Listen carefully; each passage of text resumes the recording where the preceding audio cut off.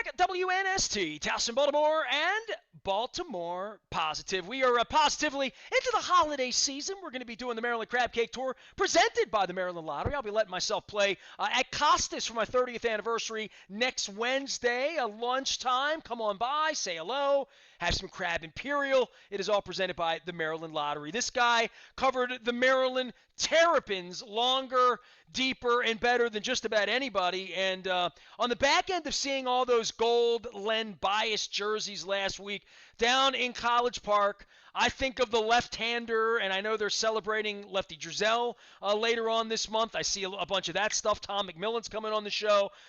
But then Mark Turgeon gets fired literally in the middle of the Maryland Crab Cake Tour. I was at Pappas last week with Mike Bordick, and the WNST text brought to you by Coons Ford comes off. Mark Turgeon's gone. It took me a couple of days of Ravens and Steelers in Pittsburgh to sort of get to it. But Don Markus covered the Terps longer and better than anybody, and I figured it's going to take me a few days to sort of marinate on this. Don is in semi-retirement doing Len Bias retrospective pieces and hanging out there in Florida, sunning himself as he should be after all these years. How the heck are you? I don't run into you anymore, dude. I miss you. No, you don't. I stay away. No, everything's good. Everything is good. I say that I'm semi-retired, but semi's getting its ass kicked by retired. Well, I mean, you probably still got a good jump shot, right? Or you go over to Bicota and crush them, right? Well, no, but I played there one time just to write a story, and the game, it was the senior game, and it was so slow compared to the senior game I was playing in because I think they played 5-on-5 half court. And I said it was like being on 83 at rush hour. You couldn't drive any lane. So, and my game, the game I played, I play with guys your age too, but, and younger, but, I'm 53 now. So like, it's yeah. like So I play, I call it my younger game where the average age is about 40. And I just turned 68 earlier this year, but no, I did a story on it. I tried to be as nice as I could because they were nice fellas to let me play. But between the distance, because I lived down Montgomery County, and the fact that the game was quite slow, I never returned. Well, you're down in semi-retirement, and we're going to get to your Len Bias stuff, and I certainly love talking Len Bias anytime. I want one of those spiffy gold jerseys as well. The Turgeon thing, I've talked about this a very, very little bit, right, Don? You know, I mean, I pick what I talk about in topics. I do a lot of politics. I had baseball last week. Baseball labor's going on. I'm in the middle of Ravens, Browns, Steelers, Browns, Packers, playoffs, Lamar, the slump, all of this. I don't know where the oxygen is for Maryland. You covered it, right? End of football season, another Big Ten thing where they're not really in the category of the elite teams there. But as a basketball school that generates all the revenue and the hope for revenue, despite how good their soccer team is or lacrosse or anything else, the basketball team's the big banana. Turgeon was never all that popular, right? And and in my world where there's always sort of perpetually angry Maryland fans dating back 30 years, everybody was always on his ass. And and now you got him, okay? So he's gone now. But I don't understand most of this, and I'm so far outside of it that I really am reaching to you to try to, for me, as just Nestor, the fan guy that's loved the team for 30, 40 years, I don't really understand what's going on there. So I really start from the beginning to have somebody like you explain it to me. Yeah, I honestly, I've honestly never seen a situation unfold quite like this either, in the sense that it was really sort of, I mean, it's been brewing for several years. And, it was almost like Maryland fans were waiting for the opportunity to get their chance when the program they saw was at whatever its lowest point has been, which the last few years, which, now became, after they, listen, they got into the tournament last year, but last year was aberration all regard because they really didn't play a true road game the whole season. And I don't think if if there had been a real season, I don't think they would have been an NCAA tournament team, because that team was just not that good. Played hard, played good defense, but really limited in many ways. You go back to before the pandemic started in 2020, they earn a share of the Big Ten, and even that, and I think for good reason. They had a 3-game lead. Maryland had a 3-game lead with 5 games to play, and they sort of backed in the last day by beating a rebuilding Michigan team, a team that was not quite what it's become under Juwan Howard. And then they had this massive celebration as if they had just won the NCAA title with the confetti coming down. I was watching on TV in my house, thinking, this is a little over the top. And when Wisconsin won its share of title, and Michigan State, they sort of shook hands and walked off the court and celebrated a little bit. Maryland, had this big ceremony, and Turgeon said it was getting gorilla off his back. And just that admission itself was interesting. And then you go back to the years where they, fell short in the NCAA tournament, lost in the first round to Xavier, lost a couple of times the Big Ten, in the Big Ten tournament to, as a really high seed. So there's been a lot of anti-Turgeon sentiment building for years. And I've said this, I don't think he was a terrible coach, as I thought Bob Wade was during his 3 years, as I call it, the Bob Wade era at Maryland. But he certainly didn't answer the bell. They didn't answer the bell, not just in March, but really, if you look back, their record from the middle of February through the end of the season for all the years in the Big Ten wasn't that stellar. Don Markus is here, speaking truths about all things Terrapins and Turgeon, and where does money play into all this, and donors turning on him? Were the donors ever really on his side? I mean, I guess, look, they're fronting money to Puerto Rico. I have friends, dear friends of mine, that are always courtside, that spend a lot of money, that travel around, they take it very seriously. I don't know at what point after Gary, and I think that, Gary clearly set a standard of a kind, and you spent a lot of time with Gary. I spent enough time with Gary to see the irascible and never sort of satisfied, never sort of happy. Gary, when I think back of all the winning he did and the success that he had, I don't remember him being very happy. Turgeon there was always this darkness about all of it, and I like the Turgeonites, and I guess some people embraced it or whatnot. But the hardest part, I think, for the fan base, and especially guys closer to your age than my age, right, and would be leaving the ACC, the Big Ten. You can't not put that in this box of what he inherited in the way it went, and also the really good team he had, the Diamond Stone, Suleiman, the team where he could have made a run, and we could be talking about that one Final Four he went to or whatever that isn't there. But you're the best historian there is, in whether it's Len Bias from 40 years ago or taking 25 or 30 years of Gary Williams and why his name's on the floor. I don't know what to make of this Turgeon era, but when I think back, I would think that the fans were never really with him, and in the end they got him. And that's sort of the weird part for me, is how the donors sort of run this thing. And in the aftermath of Gary said, I don't want to cheat. I don't want to have to pay players. Like, that was sort of the Gary thing, to leave it. And I don't know where the state of college basketball is as far as cheating and paying, especially now when it's sort of all out in the open, right? Well, that's a lot to digest right there. It is. Let me start with the boosters. They have a group of boosters called the Sweet 16 who donate. It's not a ton, it's not a ton of money in the scheme of boosterism. It's $50,000 a year, okay? I believe it's 25 or 50,000 a year to belong to the Sweet 16.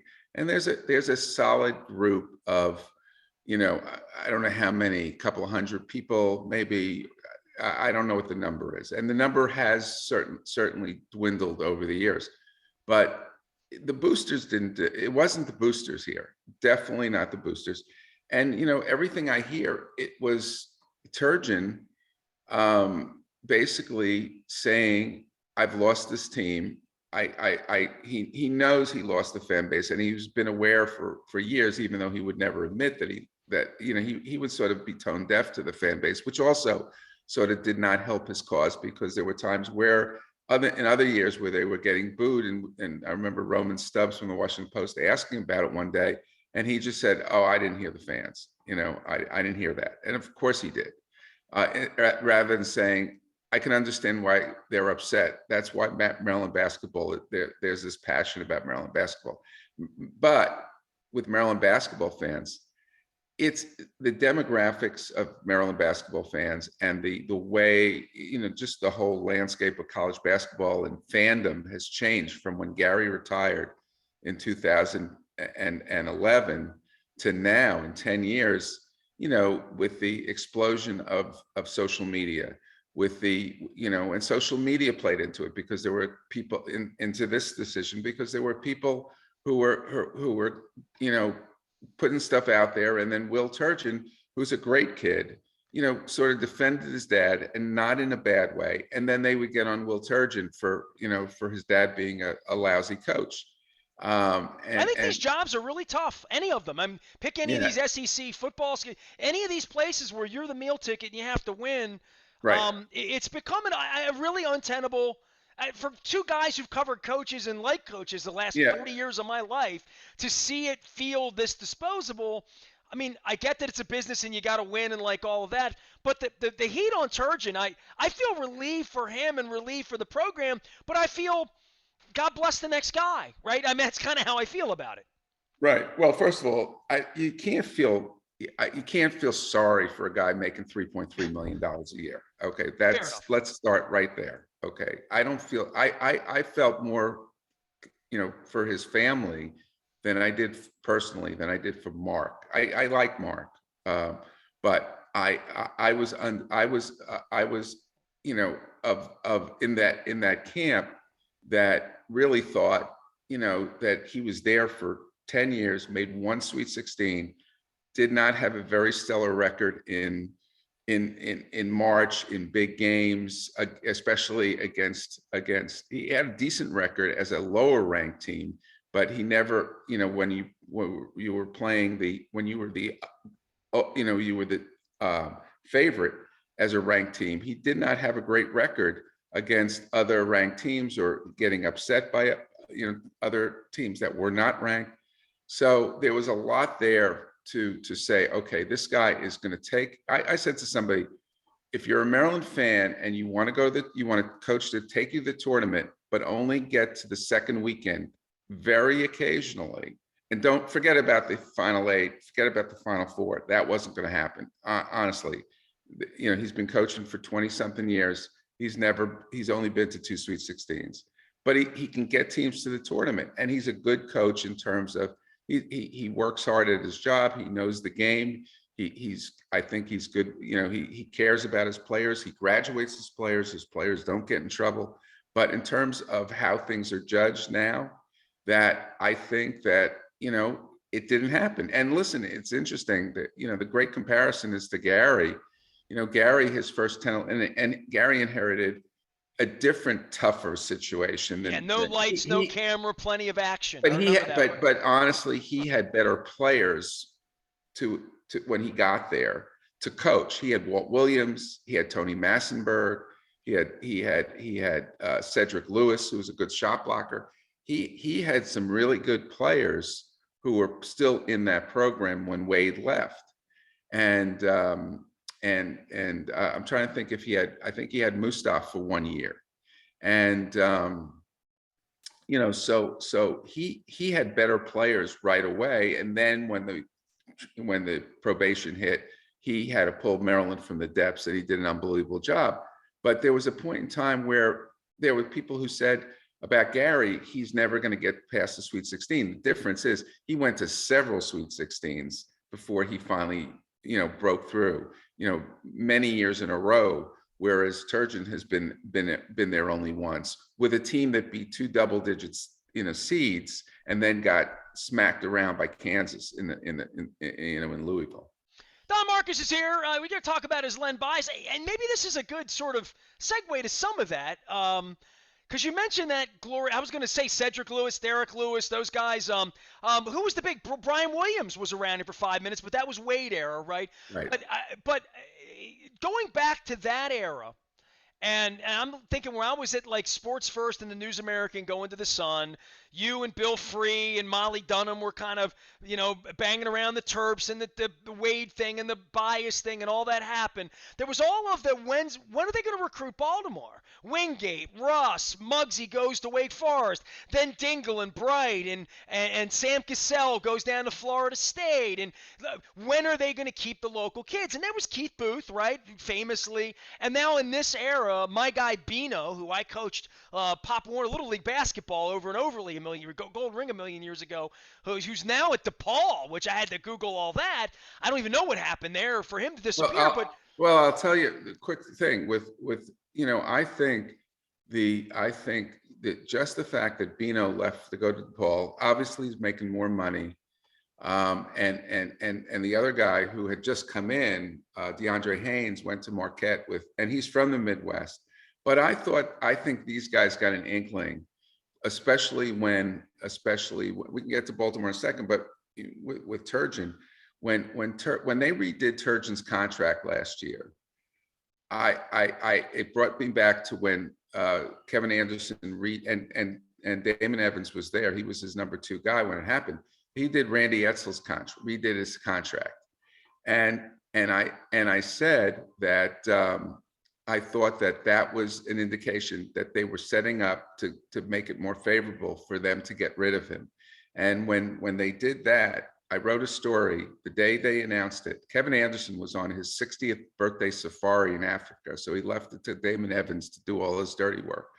And so the day they announced it, I wrote a quick story for the internet for the Sun, and Damon calls me back and he says, "Don, can you do me a favor? Can you get that buyout up higher in your story?" And I said, "Oh, so you are going to fire him?" And he laughed. And sure enough, a few months later, he was gone in the middle of the season. Now here you go, Turgeon, where they had the buyout where if they fired him before May 5th, 2022, they would only have to pay him X amount of dollars and they can do it over 5 years. And I knew, but if he won, he could get extended. And you thought, okay, he has a chance. They were picked top 25 to start the season. At one point before Wiggins left, in some of these early type of polls, they were picked as high as 5. And I'm going, wow, these guys who are coming in really must be good because they're coming to a team that barely squeaked into the tournament. Well, as it turned out, Wiggins leaves. He's actually, playing some for the Oklahoma City Thunder. And these guys who came in aren't as good or they don't fit as well in Turgeon's system as we thought. So that really explains how this whole thing was set up by that contract. But in the end, I think he would have been gone after the season if they not only didn't make a run, but I think if they, to turn it around early. But I think if they had even gotten to the tournament and lost in the first round, I think they might have fired him anyway. Don, the Baltimore part of this can't be understated. I mean, I remember Bino throwing me a text saying, "You got to get over to the Mount St. Joe gym. We're going to sign a kid. It's going to be a big deal. His name's Morcell."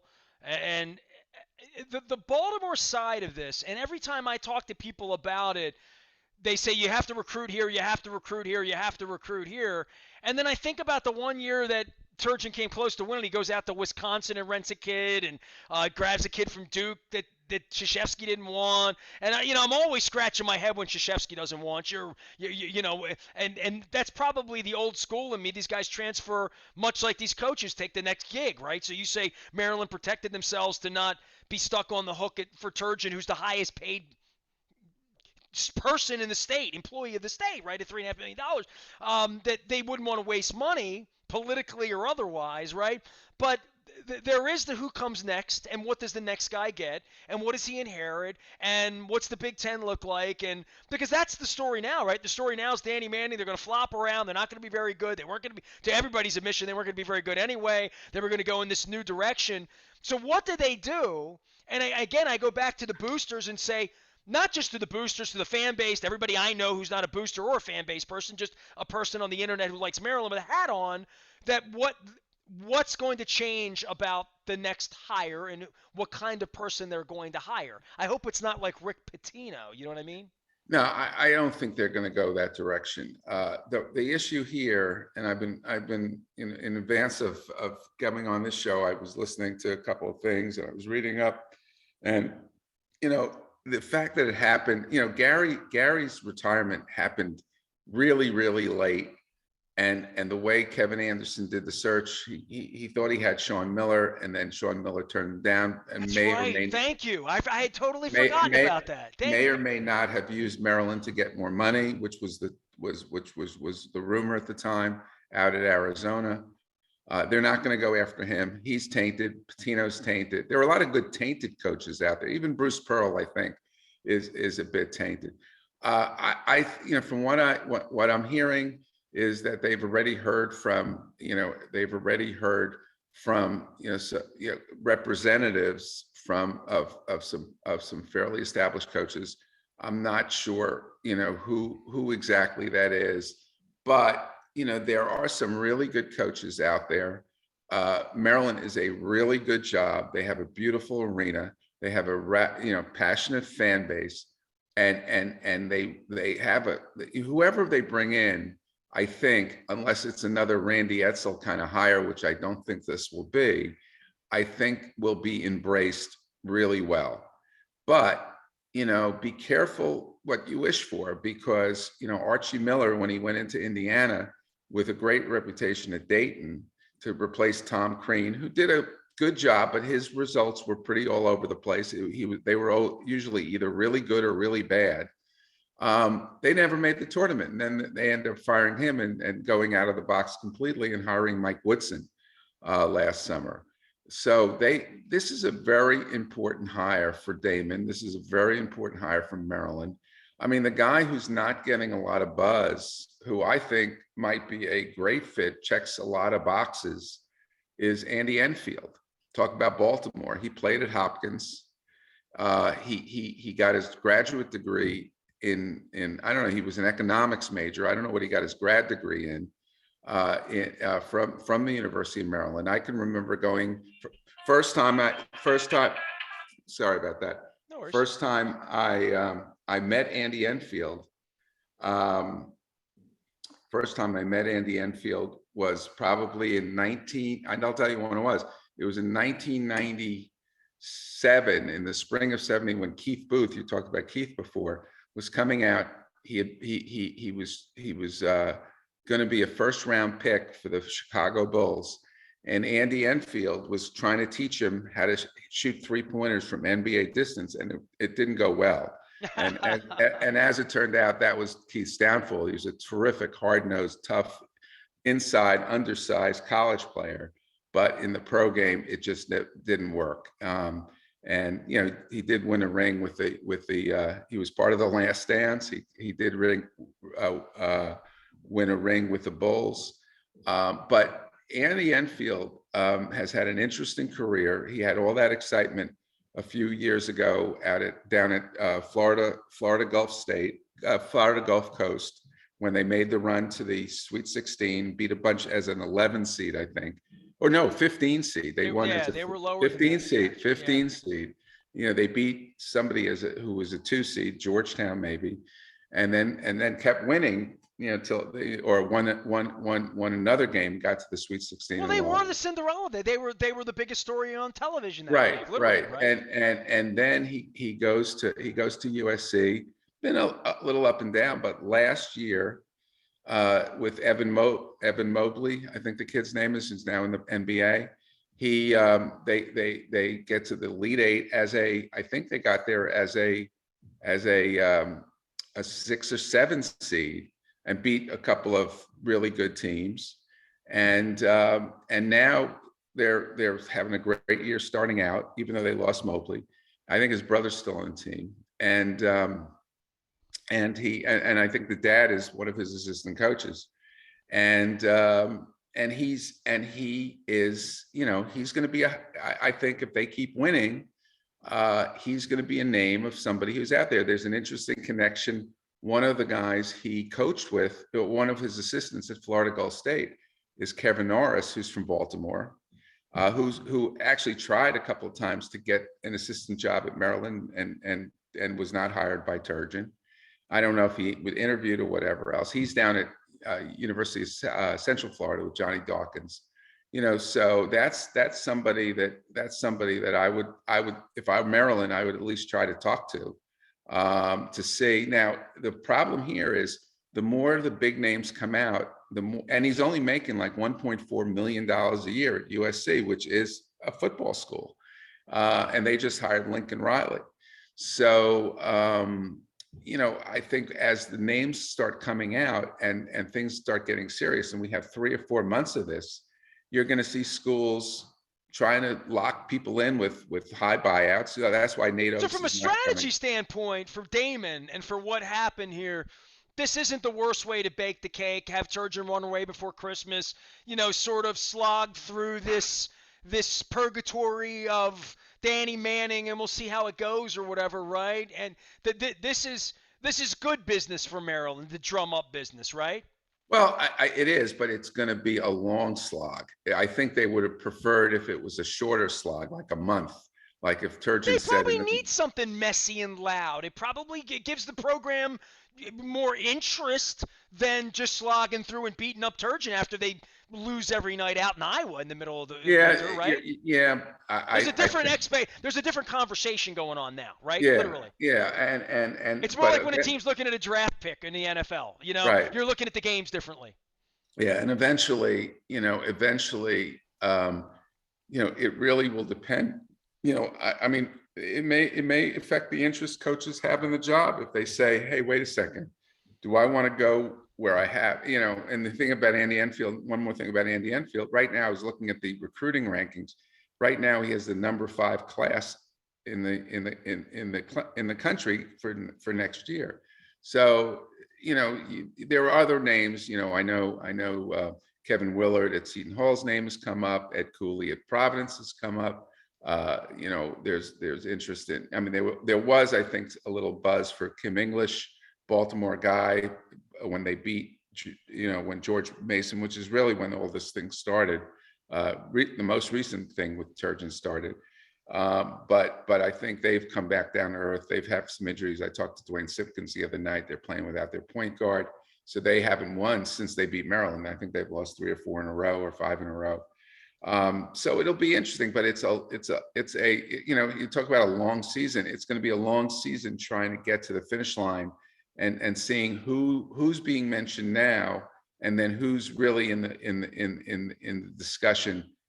Come March, whatever the end of the season is, and they try to be the first one out of the gate, hiring whoever they can to, and that's the thing. If the coaches they want to get will all have, should all have teams in the tournament to, and so they're going to have to wait for those teams to lose before they can really lock them down. So it's going to be interesting along. And the one thing I'm very happy about, coaching searches were probably the bane of my existence covering Maryland. And aside from you didn't have to do a lot of them. On the football side, you had a handful. Well, I didn't have to do a lot of them. Yeah, football. Well, yeah, football, but they are, like one coaching search is like 3 years of work. So add, so if I did 7 coaching searches in Maryland, that adds another 21 years onto the 35 I already spent. Oh, come on. This is how you become so storied and legendary as to do a Len Bias retrospect. You have to, it's like all this gray hair coming in on my chin, Don. I'm telling you, it's wisdom. It's wisdom from life's highway. Don Markus is here, formerly of the Baltimore Sun, I guess always of the Baltimore Sun, probably still contributing here in the aftermath of Purge the Turge and all of that. But you've done this Bias thing. Let's talk about Len a little bit. bit. And and again, we go back to local, Hyattsville, recruiting the Beltway, and not just the Baltimore Beltway, the DMV, and getting local kids to come and play for Lefty. And you were there for all this. And by the way, I'd be remiss. I want to take just 1 second here and give a little love to Fraser Smith, who we lost since the last time I think you and I got together. Love Fraser. Was always intimidated by him. I bothered guys like you around the newsroom. I used to leave Fraser alone. He was like a real journalist back then when I was 17 years old. And we lost him. But I think about this Len Bias story.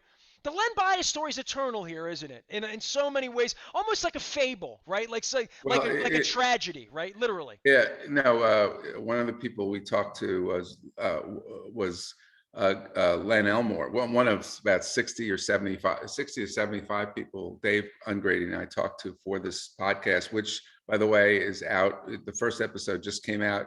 It's called Len Bias: A Mixed Legacy. You can find it on Spotify and Apple Podcasts.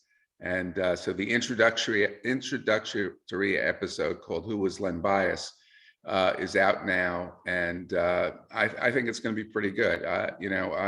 So Len Elmore said it was just as you said. He said it was a Greek tragedy, and I was not up on my Greek mythology. He compared it to Icarus getting the wings burned, getting too close to the sun, and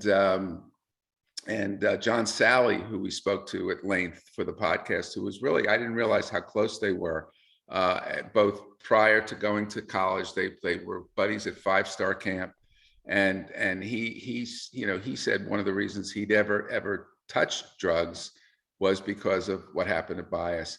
The story with Bias is interesting because it really is somebody who became much larger and much really more influential in death than he was in life. In life he was okay. He was a two-time ACC Player of the Year, Maryland's all-time leading scorer when he graduated, #2 pick of the Boston Celtics. That's what and led Maryland to, when he was a sophomore, led Maryland to the lefties only ACC tournament title in Greensboro. In death, he impacted mandatory minimum drug sentencing because the politicians, both Democrats and Republicans, used Bias's death to try to get what became this draconian 1986 Anti-Drug Abuse Act in place that skewed all these penalties against primarily against young Black males, where there was a difference between using crack cocaine, which Lenny didn't use, and powder cocaine, which he died from. But it was, powder cocaine was a popular, very cool thing to do in the 80s among a lot of people, a lot of white people. Crack cocaine became sort of it just destroyed Black communities in LA, all over the country. So that's one part where Bias. A few years ago, I was doing a story when what I called it my exile on Calvert Street, when I was a cops and courts reporter in Howard County, which I referred to as the JV crime beat. And I did a story on illegal SWAT team raids. There was an illegal SWAT team raid in Ellicott, like Ellicott City, out near Route 1, and Laurel, and the guy from Eastern Kentucky University said to me, this all started with Len Bias. I told him what I used to do in my former life as a sports writer covering Maryland. And he said, well, this is where it started. How Reagan's war on drugs, the poster child for that war on drugs was Len Bias. They called all these states adopted laws, which were referred to as the Len Bias laws. So that's one part. Culture, how it affected culture. You saw all these people wearing these jerseys the other night, but you go to a Maryland game, or you go to even a Boston Celtics game, and you see people wearing Bias jerseys. Rappers, I found this great rap video from 2013 from a guy named MC Longshot, who I tracked down and said we could, he was honored that we were using his rap video as the soundtrack for this podcast. And it told an unbelievable, it really sort of laid out Len's story, the best that never was. I think that's sort of the theme to it, and he impacted so many. And look at what happened in Maryland, with Lefty losing his job, Dick Dull resigning, John Slaughter leaving, Bobby Ross leaving, Bob Wade being hired, and then all that stuff. Not to Uh, mention what his mother and then his right, brother, obviously, but his and mother, her obviously, I mean, legacy still 35 years later. It's right, amazing, right? and then with the Biases losing Jay, who I didn't realize until I read the episode that Dave Ungrady wrote, because he had done a chapter on it in his book about how really good a player and potential Jay Bias was, as a college player. And so there's so many, things that people still talk about, and the whole thing about, uh, kids. Dave Dickerson said it's the most important. It's a story that needs to be told to teams and youths every year, even if they don't know who Bias is, because it talks about, kids making good decisions. So it's an unbelievable story, and I think that we've gone much deeper. There have been other things. The 30 for 30. There was another podcast earlier this summer, but we've gone much deeper into the story, and I think it really will explain why we're still talking. I mean, about Bias 35 years later. 2 summers ago, in the summer of 2020, when ESPN was showing The Last Dance. In the middle of that, they had a 3-hour tribute remembering Len Bias on June 19th. And like, why would ESPN, in the middle of Jordan's Last Dance? And the reason is because he was that great a player. He was that big a story, not only when he died, but long after he died. And there's the big what if he had lived, would he have been, the rival to Michael Jordan? So there's so many parts of it, and that's why we're still talking about it. And I go back. I mean, I've been watching tape, as they've, a couple people, people doing specials about him being in the College Hall of Fame. When you look back, I forget, it's 35 years ago. I've seen a lot of great basketball players since. And he was, at the time I covered him, I had covered Chris Mullin on a beat in New York, St. John's. I had been around Patrick Ewing. My first Final Four was Michael Jordan's jump shot to help beat North Carolina in the Superdome. New Orleans, yeah, sure. In New Orleans, and I had spent time with Michael in college because I had a good relationship with Dean Smith. So I covered all these guys, and when I showed up at Maryland in 1985, I sort of heard of Len Bias. Covering the Big East, you really didn't follow necessarily ACC until the NCAA tournament. Maryland didn't do that much. They went to the Sweet 16 a couple of times with him. But when I covered him and said, "Holy, you know what? This kid is the best offensive college basketball player I had ever seen." He was like a bigger version of David Thompson to me, because he had a beautiful jump shot. He was 3 feet off the floor when he took it. He was known as a two-handed dunker, and when he went off on those 2 feet, it was like he had strength. You know what I mean? Like, banging no, around. no. He could have played in the Big East, no problem. He could have played. He would have been a star anywhere, and he would have been a huge star in the NBA. Would he have been as good as Michael Jordan? That's a big argument to make because of what Jordan became. But when he came out of college, he was I said he was Jordan with a jump shot. Hey, how about this? You say power forward, right? He put the power into power forward, right? Well, I think, He on could have that, played 3 positions, though, right? yeah, on that Celtic team, he would have been, and he probably, I was talking to guys like Bob Ryan from the Boston Globe, who said that, Casey Jones didn't like to play young guys. He would have forced Casey Jones to play him. He probably wouldn't have started. He probably would have been the next great sixth man, Havlicek and Frank Ramsey and people like that. Don Walton Nelson played that role. was that Walton played the 6-man role. right? Walton. he would have been the next six man for a while, but he would have been the guy who sort of was the link to, the Celtics had won the championship that year. And, Well, and Shaughnessy just wrote a big book on Larry Bird. I had him on a couple of weeks ago talking about all of that era. right. And he would have been the link to keep the dynasty going and playing with those guys. I remember I was covering the U.S. Open golf up out in Long Island. I didn't cover the draft because it was on a Monday, and if there had been a playoff in the U.S. Open that year, I wouldn't have been able to go get into New York. So Alan Goldstein, the great Alan Goldstein, Love Goldie, by the way. I have R.I.P. a 4-hour sit down with Goldie telling stories that I run from Uh, time to time here. So yeah, so Goldie, Muhammad Ali. I right, drove right, up and saw Ali. right. But Baltimore Bullet but stories, man. but Goldie, I'm sure, was the one who covered him and covered that. And when it happened, I'd been playing golf that morning. I came back to my wife and I were staying at a B&B, and I go through the main lobby. And they go, "Oh, Mr. Markus," he said, "your father died. Somebody, Mr. Bias called about your father."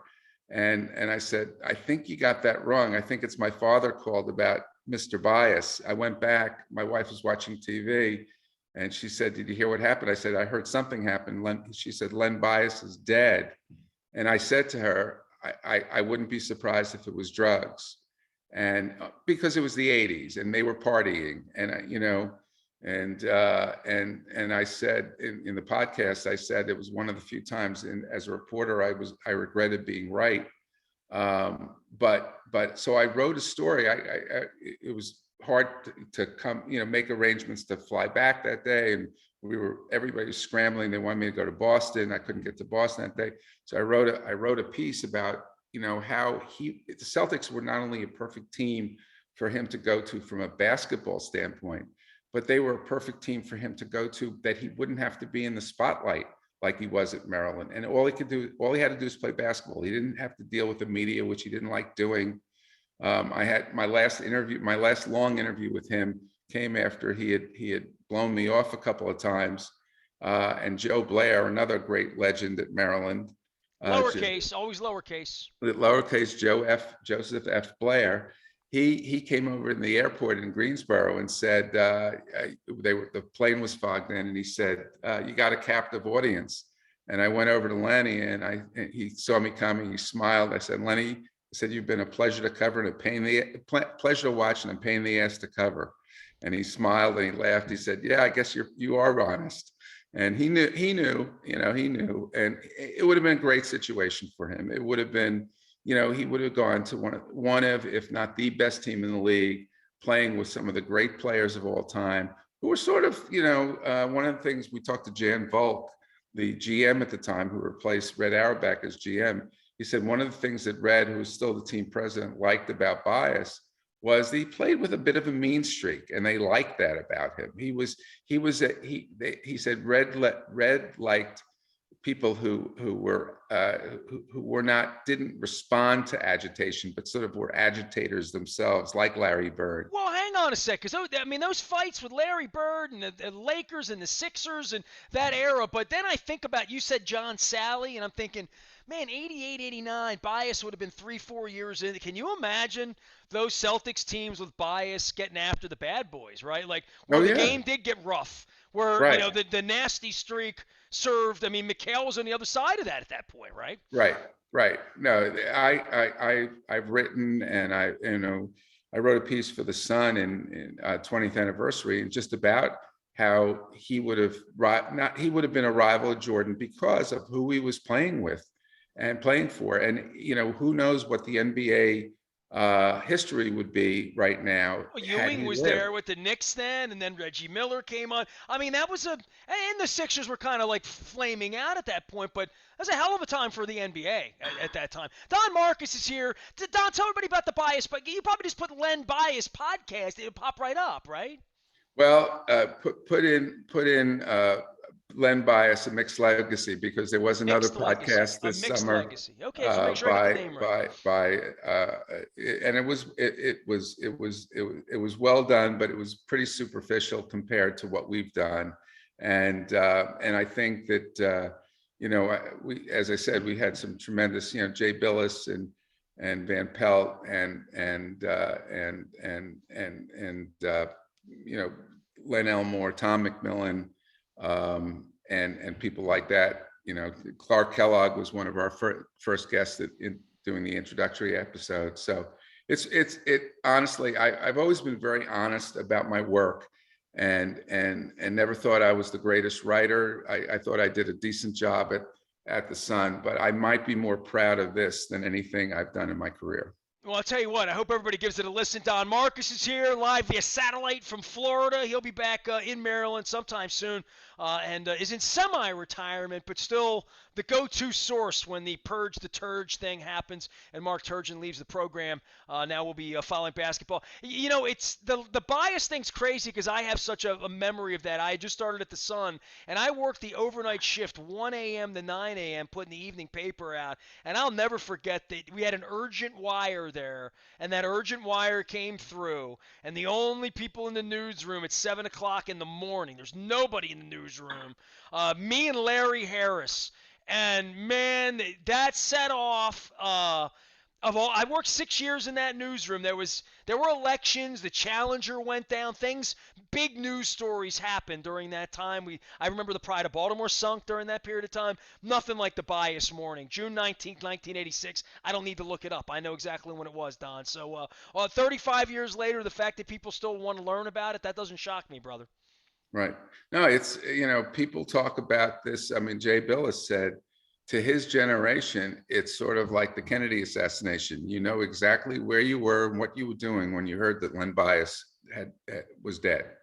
And that's the truth. I mean, not only his generation, I remember, as I said, where I was, a lot of people, Scott Van Pelt, talked about, coming, he was a lifeguard at a pool. He was still in school and in Olney, Maryland, and seeing a friend's brother, and the brother said, you hear about Bias, and he hadn't heard about what happened. And he said, oh yeah, it's great that he's number 2 pick in the draft. He goes, no, Len Bias is dead.